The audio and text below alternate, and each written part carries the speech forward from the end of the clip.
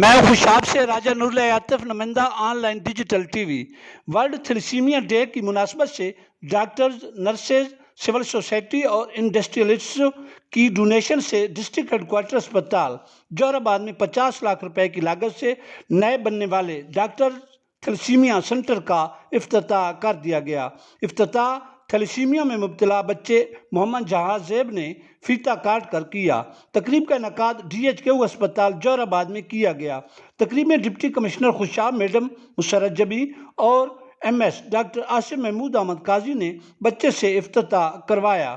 اس موقع پر ان کے ہمراہ C E O health authority Khushab doctor Aurangzeb Malik, D H O doctor Rao Gulzar Yousuf اور پی ایم اے کے صدر ڈاکٹر فضل جلیل خان نیازی اور کثیر تعداد میں ڈاکٹرز، نرسز اور میڈیا پرسنز نے شرکت کی۔ M S doctor Asif Mahmood Ahmed Qazi نے عوام الناس سے اپیل کی ہے کہ زیادہ سے زیادہ خون کا عطیہ کریں جس سے اس مرض میں مبتلا مریض مستفید ہو سکیں۔